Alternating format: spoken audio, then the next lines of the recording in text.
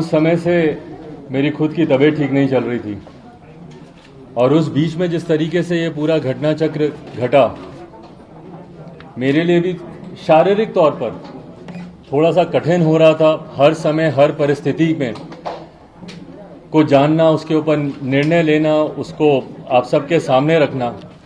कई बार दवाई लेकर नहीं हिम्मत हो रही थी कि मैं खड़ा रह पाऊँ या ज़्यादा बातें कर पाऊँ। आज भी इसीलिए आप लोगों के सामने आया हूँ। आप लोगों के सवालों का जवाब भी दूंगा। जो भी प्रश्न आपके मन में होंगे वो ज़रूर आप लोगों के सामने रखूंगा। पर इतना मैं ज़रूर कहूँगा कि मुझे नहीं लगता कि एक प्रेस कॉन्फ्रेंस में सारी बातें क्लियर होंगी।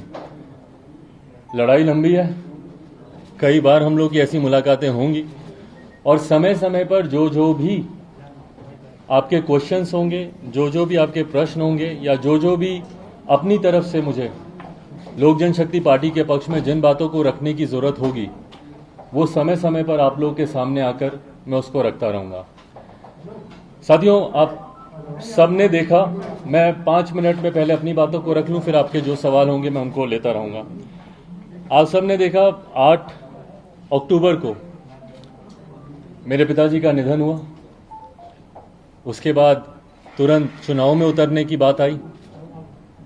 मेरे लिए वो एक कठिन समय था, एक कठिन घड़ी थी।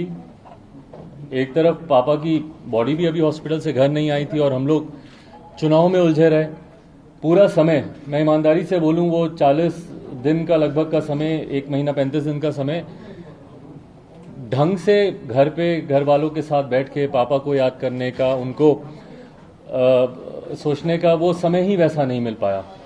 आने के बाद परिवार के साथ ज़रूर मैंने समय बिताया, काफ़ी घर वालों के साथ, मम्मी के साथ, परिवार के साथ। और उसके बाद वापस हम लोगों ने कि किस तरीके से इस चुनाव में, और इस चुनाव के परिणाम पर मैं एक बात ज़रूर बोलूँगा प्रमुखता से कि इस चुनाव में मिली लोक जनशक्ति पार्टी को जो एक बड़ी जीत हम लोग की हासिल हुई है।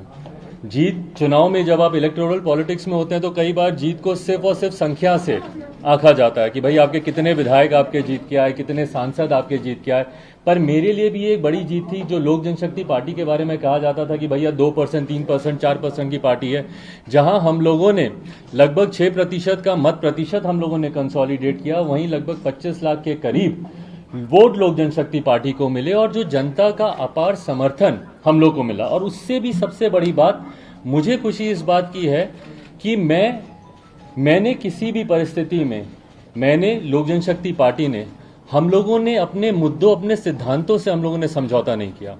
आप सबसे भी उस वक्त मेरी मुलाकातें होती थी ऑन रिकॉर्ड, ऑफ रिकॉर्ड, और मुझे याद है कि आप में से कई लोग ऐसे थे कि अरे छोड़िए, आप तो से बात कर रहे हैं, जब चुनाव आएगा तो देखिएगा आप लोग सीटों का समझौता कर लेंगे, आप सिर्फ प्रेशर पॉलिटिक्स कर रहे हैं, बाद में आप लोग साथ में जाएंगे, चुनाव लड़ेंगे। ये आप सबको भी कहीं ना कहीं इस बात का लगता था। मुझे खुशी इस बात की है कि पार्टी ने ये निर्णय लिया कि नहीं, हम कुछ मुद्दों को लेकर मौजूदा गठबंधन में जो जनता दल यूनाइटेड है उनके साथ हम लोग गठबंधन में आगे नहीं बढ़ सकते। और ये कारण था कि हम लोग गठबंधन से बिहार में अलग होने का पार्टी ने फैसला लिया और हम लोगों ने अलग होकर हम लोगों ने चुनाव लड़ा। मजबूती से हम लोगों ने अपनी बातों को रखा।